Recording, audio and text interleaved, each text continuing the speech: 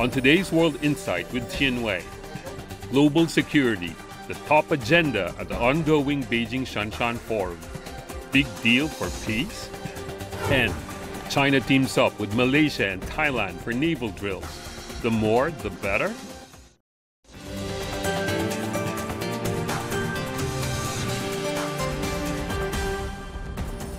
Hello and welcome to World Insight with me, Tian Wei. The program is coming to you Monday to Friday on CGTN.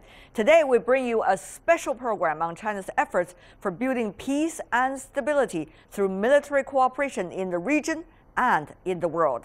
Let's begin with the ongoing 8th Beijing Xiangshan Forum, a major platform created by China. The forum has become a primary stage for militaries from all over the world to exchange their latest strategic thinking and the way forward. This year, more than 500 representatives from some 70 countries are attending. Take a look. Security takes center stage at the 2018 Xiangshan Forum in Beijing. From Wednesday to Friday, participants to the three-day event seek to build security partnerships based on equality, mutual trust, and win-win cooperation. Chinese State Councilor and Defense Minister Wei Fangha mince no words about China's policy of military cooperation at the opening ceremony.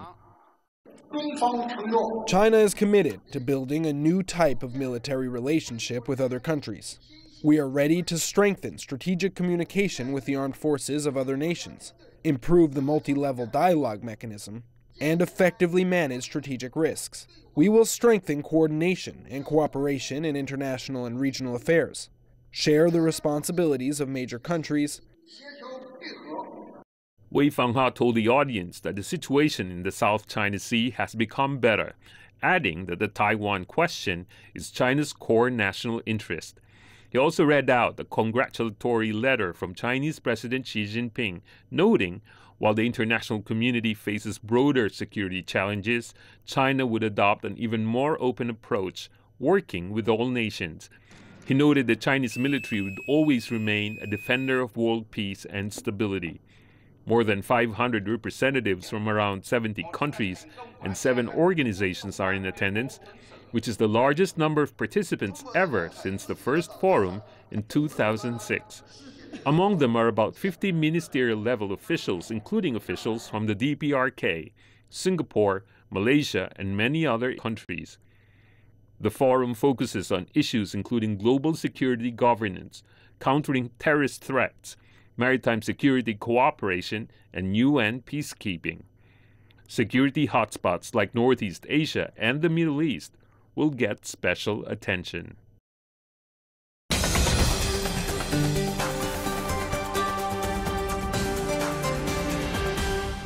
So, at a time of dramatic geopolitical changes, how will militaries keep the goal of peace? Will Xiangshan Forum discussions contributing to that direction? For more, joining us in Beijing, we have Luo Yongkun, who is an Associate Research Fellow at the Center for South and Southeast Asian and Oceanian Studies from the China Institute of Contemporary International Relations. Also joining us in Beijing, Alexander Lukin, a professor who is the director of the East Asian and SCO Studies at the Moscow State University of International Relations. Welcome to both of you. Also joining us in Los Angeles, in the U.S., Jonathan Pollack, non-resident senior fellow at the Center for East Asia Policy Studies at the John Thornton China Center, Brookings Institution. Gentlemen, I want to begin by asking the two of you who are here in Beijing, particularly Mr. Lukin, coming from Russia. For this year's Xiangshan Forum, one of the most important things is that people are discussing, with the dramatic geopolitical changes,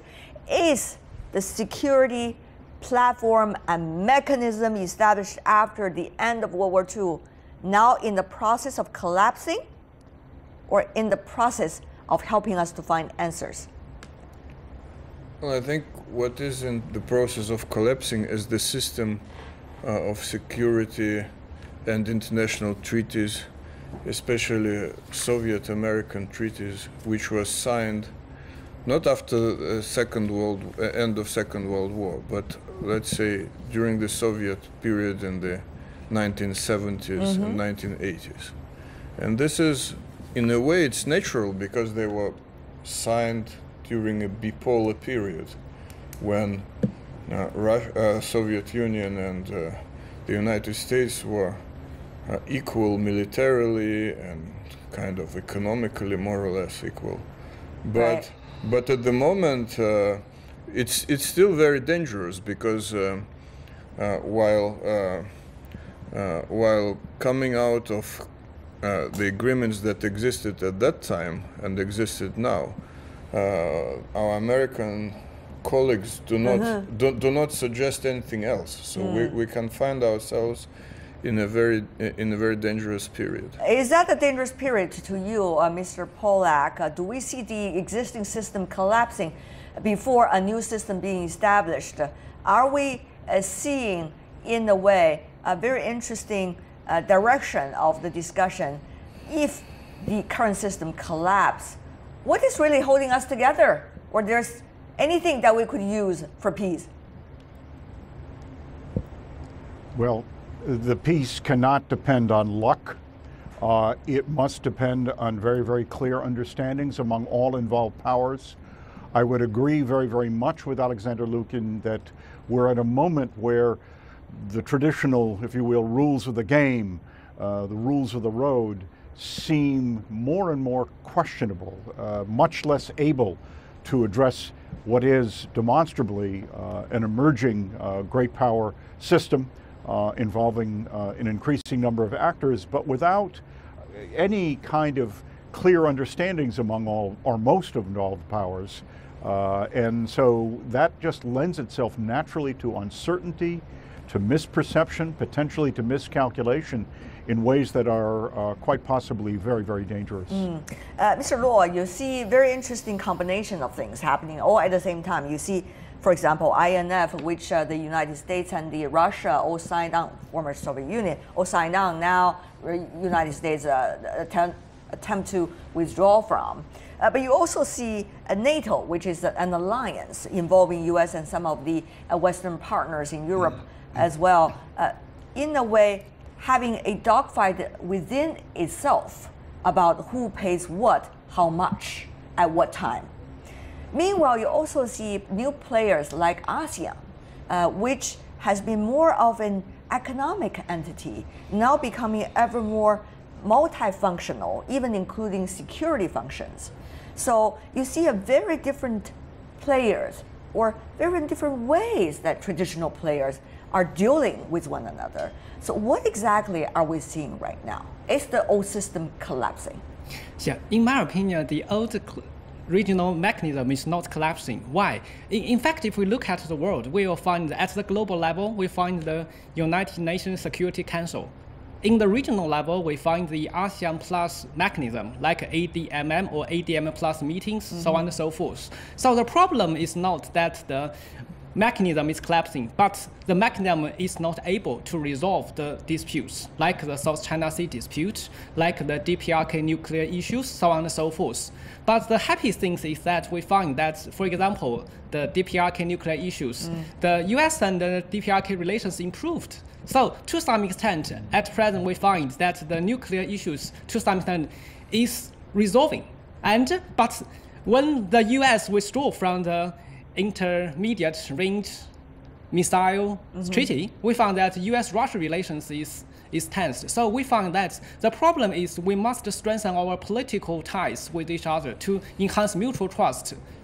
Then, by the mechanism of security and the political mutual trust, we can resolve the disputes. Well, easier said than done. Political mutual trust, that's not that easy to be established. In fact, sometimes political mutual trust even depends on the military ties in order to be improved. Having said that, though, Mr. Polak, what do you make of that? That there are so many different things. You got shining points that used to be raining, but you also got now raining points that used to be sunshine. So you have a lot of things moving around, the maneuvering, nuances. Is that an opportunity? Well, I think the ability to discuss issues candidly, and not just simply what we might call the low-hanging fruit of cooperative security, but the deeper, longer-term worries about major crisis, it's often induced by a sense that mechanisms aren't working properly, or there's some increased perception of risk.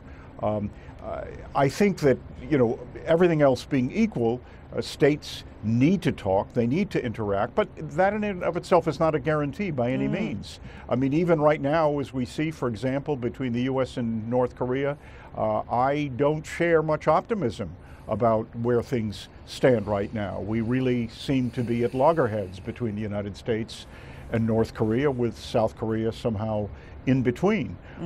But nevertheless, it's in moments like this that you have to see if there is a shared interest in avoiding overt conflict, and if there are ways publicly and privately that states that are involved in these circumstances can deal with it in a way to just simply avoid even bigger issues that could loom under circumstances, frankly, where the military capabilities of involved actors have clearly increased significantly. Right.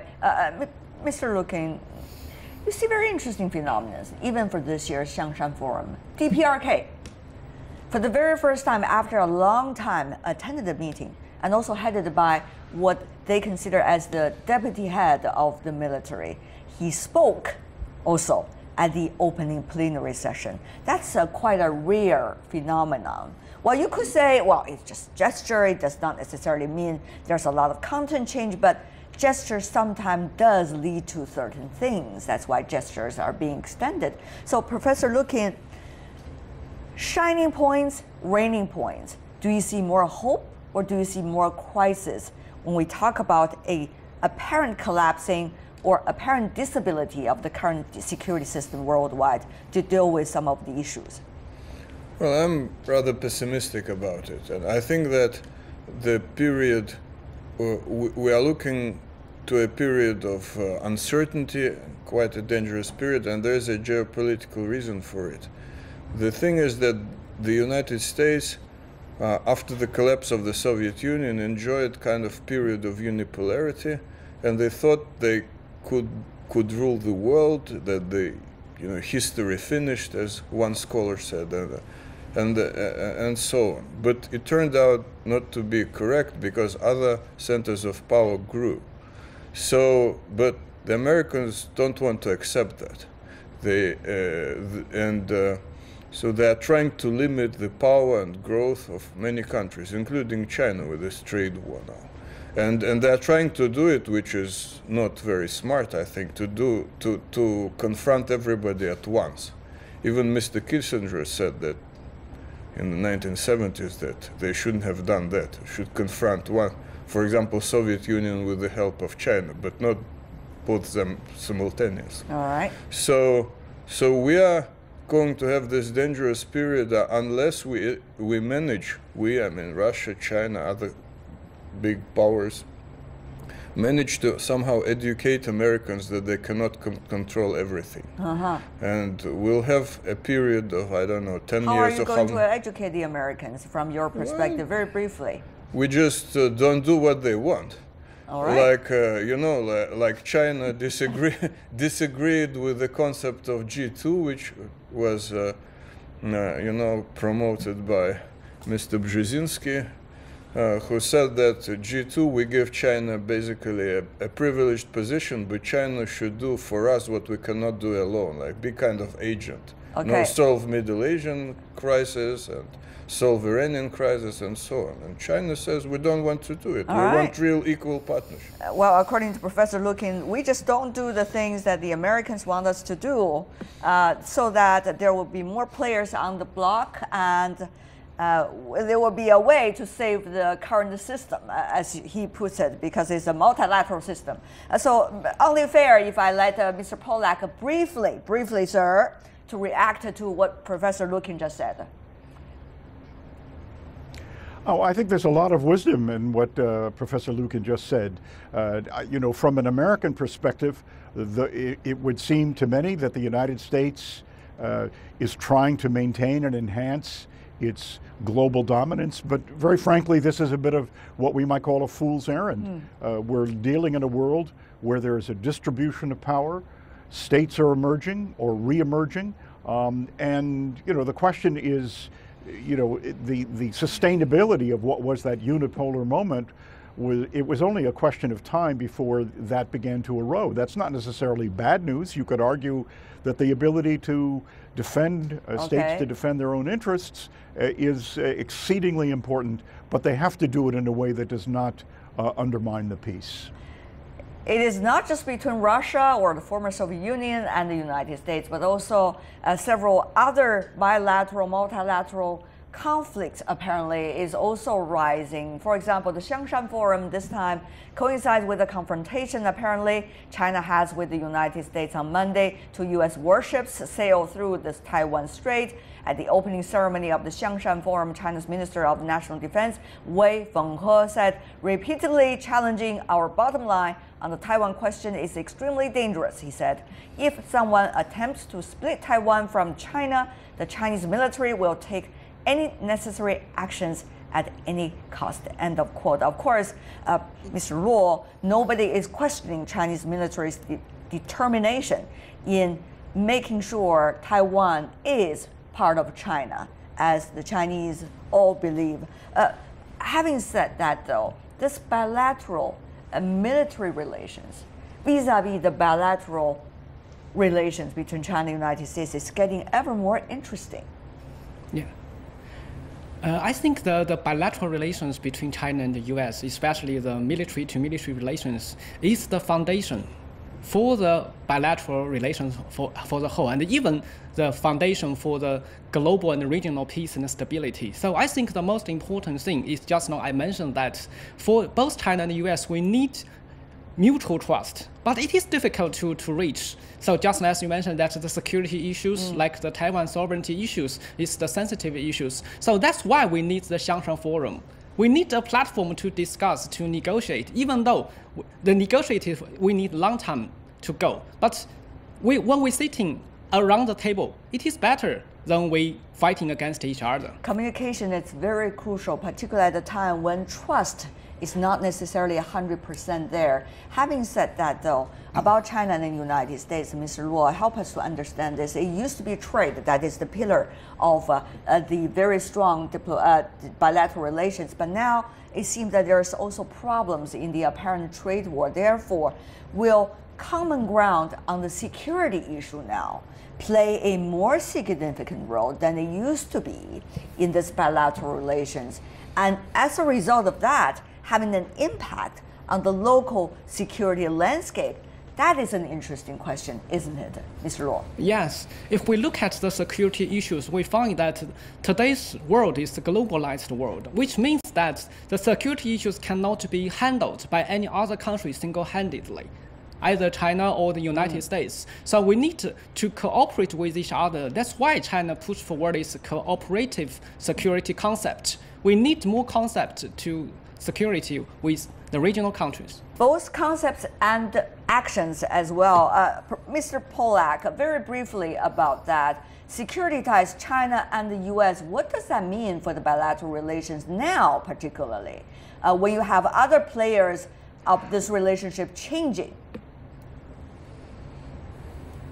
Well, I think that there is a tendency, obviously, to define many of these issues in a U.S.-China context, because the United States and China are the world's most powerful economies, largest economies, and so forth. But to bilateralize it too much, it seems to me, that entails risks of its own. I mean, you've mentioned already, for example, the onset of trade wars. Some of what's emanating from the United States right now presumes that other states will join with the United States in imposing costs on China, economic costs and the like. I just don't see it. The U.S. really stands alone there, because no other actor, small or large, has any interest or incentive to see the breakdown of the international economic system and the pursuit of absolutely unilateral economic advantage. So in this context, I think security plays a definite role, but it's this larger political and economic and security framework that right now seems increasingly at risk. And that's what's my real cause for concern. I would want to see much more attention to this, taking it much more seriously than, very frankly, I can see from some of the statements emanating from U.S. officials. It is not helpful, and frankly, I think it really serves to undermine the possibilities for some kind of longer-term understanding, some kind of new modicum of stability at a time of enormous complexity and uncertainty. Professor Looking, of course, there are so many new players, as well as new forms of the traditional players on the international security landscape. And therefore, it's very hard these days to figure out the ultimate logic within this platform.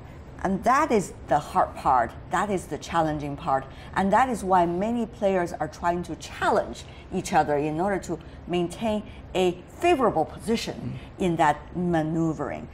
Professor Looking, before we go about this part, tell us, how are you looking at all of these moving factors? What is that ultimate logic that you see? Well, I think that the world is becoming more and more multipolar, and we need kind of new set of rules that will govern it.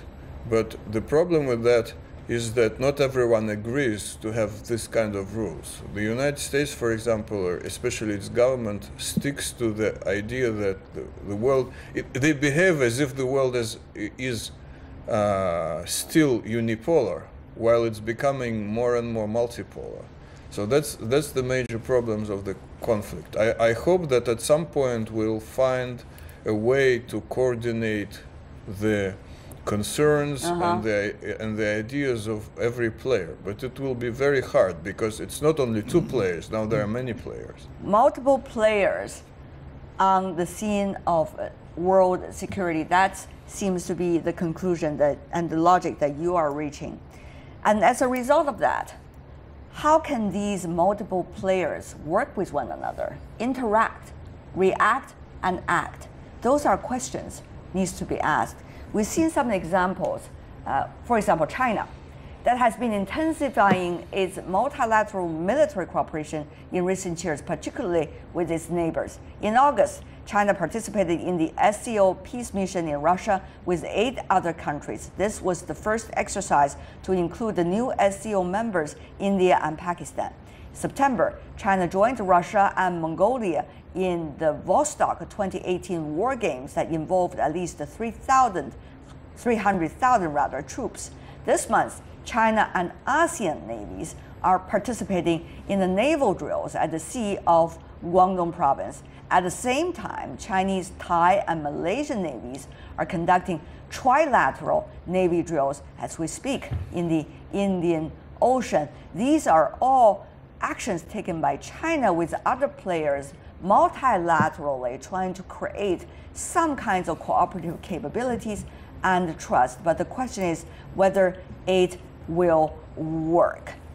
Briefly from you, Mr. Luo. I think these drills to show that China is not a threat to the neighbors. So they welcome the drills with China. Secondly, I think China, with the drills with the neighbors, just to give the public goods, especially the security public goods to the regional countries. That is very important for threatening China. Well, the United States is always looking very closely both at the Indian Ocean and the South China Sea. Mr. Polak, briefly, once again, from you, will these multilateral efforts made by multiple players in the region involving China giving the United States more confidence or more concern about its presence in the region? I think it really depends on who you talk to. I don't think, frankly, the leadership of the Defense Department, let's say Secretary Mattis, is in particular troubled by the idea that there are such exercises and activities. They're a necessary building block. The question is the scope and scale of these exercises, whether or not they can move into more sensitive areas, or whether that's just simply a bridge too far at this point in defense diplomacy and in cooperative security. So it's part of the question or part of the issue, but it's certainly not the entirety. But I think, very frankly, it's much better that states interact with one another, become much more familiar with their operating concepts, rather than stand apart. Well, those are exactly the questions we're going to tackle in later discussion of our program. So you want to stay with us here on World Insight on CGTN. Still to come in our program, China teams up with Malaysia and Thailand for naval drills. The more the better. We will ask our panelists, together with some of the questions earlier already raised by our panelists for the first discussion, right after this break. Shanghai, city on the sea. Sparkling, bustling, cosmopolitan, China's first trading powerhouse, home to multinational Asian hubs and Asia's second largest stock market. Business power runs through the metropolis. Shanghai welcomes in the best of the world to break down barriers, smooth business, discover new possibilities. Join us November 5th through the 10th. A defining statement in China's opening up. The 2018 China International Import Expo.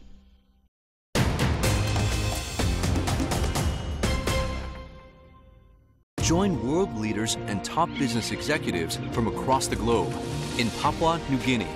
Nestled in the Pacific, witness its unforgettable cultures and landscapes. Here, we host for the very first time the APEC CEO Summit in 2018. Don't miss the opportunity of a lifetime to rub shoulders with the best in their fields and explore this beautiful and unique nation. The APEC CEO Summit.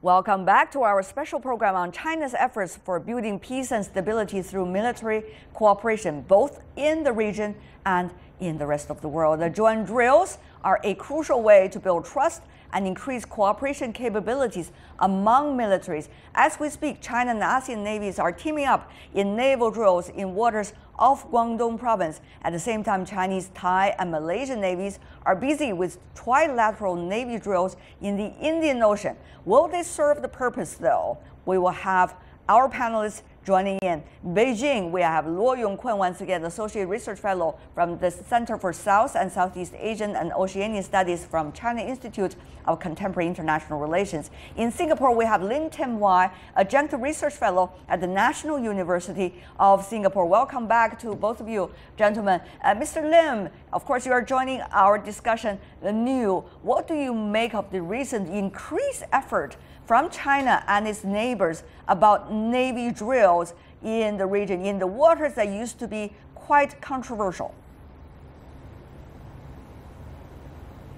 I think in the operation matters, they have very clearly said that two objectives of the exercises are to increase joint planning and closer coordination between China and ASEAN countries in operational matters. And also in broader, much more macro kind of a view, this exercises is kind of a confidence building measure between China and the region to ensure that that both feel at ease with each other, to have the commanders in the field and in the maritime at sea to be familiar with each other. So there's a lot of reaching out for each other in these kinds of exercises. And historically speaking, with over 1,000 PLA soldiers participating, this is also the largest of its kind in terms of scale.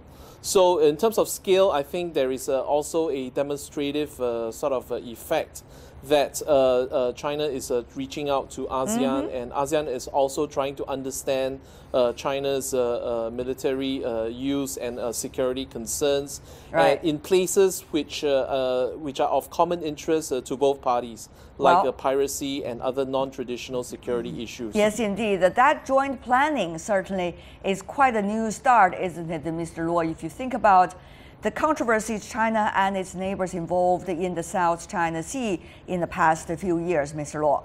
Yes. I have to say that in the past year, we have some troubles in South China Sea, but at present, we find that South China Sea has become a new area for China and ASEAN for cooperation. Right. We found that since 2016 that China-Philippines, we start the bilateral negotiation in the South China Sea. And China-Malaysia, we have the bilateral military exercise in South China Sea. And this time we have the trilateral and China-ASEAN multilateral military drills in the South China Sea, which means that China and ASEAN, we are able to manage the South China Sea issue. And the South China Sea is not a problem for China and ASEAN countries, but are only the countries outside of the region, they just hype up the issues to make China-ASEAN relations trouble. Right. There is the process of COC, as you may know, Mr. Luo. Explain to our audience why is it important and how is that paving the way for now more building of trust and confidence between China and the Southeast Asian countries? Yes, COC is very important because COC is the multilateral agreement that China and ASEAN wants to reach. COC stands for Code of Conduct, Yeah. which is the things that every country needs to follow in the region. Yeah, the COC, the agreement that China-ASEAN wants to reach to maintain peace and stability in the South China Sea. That is very important. That under the framework of COC, China and ASEAN will discuss how to start our military exercise, how to start our military cooperation in non-security problems. So that's very important for China and ASEAN countries to understand each other, especially to understand its militaries. That is exactly where the so-called joint planning, as Mr. Lim earlier illustrated about this joint naval drill, is taking place. Why it could happen. But joint planning, what kind of planning? To what extent will those preliminary stage of joint planning be able to help build the confidence? Mr. Lim, will that speed catch up with the need? That is the question, Mr. Lim. Very often when we think of maritime and sea logistics, we don't realize how complex the operation is. And this joint drill is taking place in the Straits of Malacca. And the Straits of Malacca is one of the waterways in the world. We are talking about 80,000 vessels passing through the waterway. And you can imagine how complex it is because it is such narrow straits. Geographically, it's a choke point. So it helps if the authorities, the navies, and the stakeholders can cooperate, coordinate, and joint plan with each other to ensure that the waterways is safe to have the passage and also be able to ensure the safety of the merchant shipping over there, especially since in points of time in the past there has been incidents of piracy as well as theft of oil from the ships when they are parked stationarily.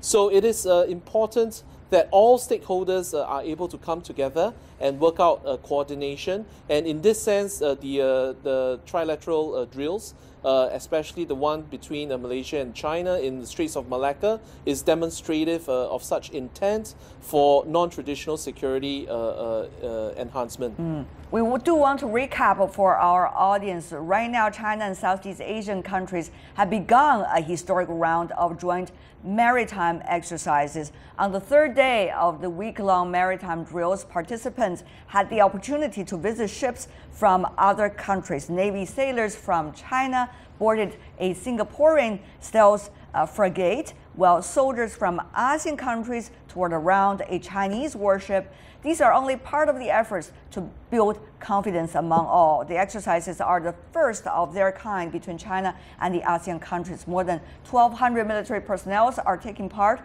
in the exercise, which includes maritime safety, medical evacuation, and search rescue operation. The drills come amid lingering tensions in the South China Sea. The navies of China and 10 other members of the ASEAN countries agreed to hold first ever maneuvers as part of the efforts to promote stability and ease tensions across the disputed sea. Take a look. A simulation by China's People's Liberation Army showing how to fend off an armed attack on a VIP under escort. Earlier, Malaysia's armed forces shared their expertise in jungle survival techniques as the three-way China, Malaysia, Thailand joint military exercises got underway. It will also provide a good opportunity for all of us to exchange ideas and experiences.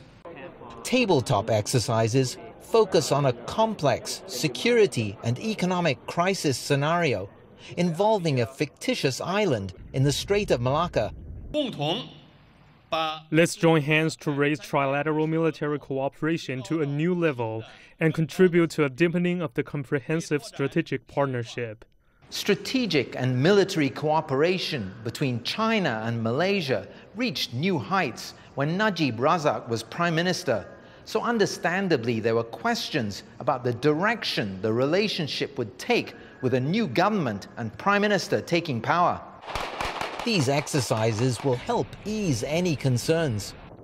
China is sending a destroyer and a frigate for the naval exercises that begin in the Malacca Strait later this week. And nearly 600 personnel from Malaysia, 700 from China, and 50-odd from Thailand will take part on land and sea. So now everybody has an idea about exactly what is going on with those drills. Once again, we have Luo Yongkun and Lin Tenwei together with Alexander Looking here and Jonathan Pollack joining us from LA in the United States. Mr. Pollack, from your perspective, wow, the neighbors of China have been working together with China now to do some joint military drills and confidence building. It seems that steps have been taken in a fast speed now.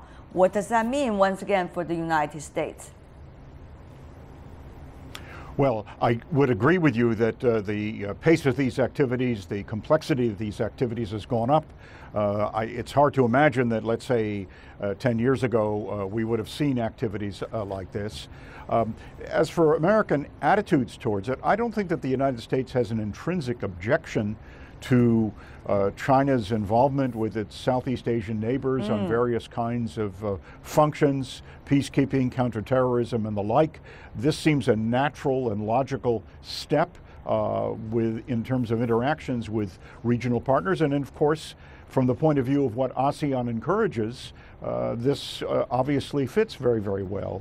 So to that extent, it's not a major issue. What lurks or hangs over all of this, of course, are questions related to U.S.-China interactions in the South China Sea, and of course China's expectation that other extra-regional powers will not be involved in any kind of a direct way in these continuing disputes. So you know, I don't know that the United States has expressed a particular opinion about this. No, haven't. But as I look at some of the video and the like, it tells us that that China and others are making headway in developing a spectrum, a set of areas where they can in fact cooperate. But Professor Looking, I mean, if you think about it, the United States presence in the South China Sea, particularly some of the issues that we have seen over the past few years, is the United States claiming it is doing on behalf of its allies and partners from Southeast Asia to protect the security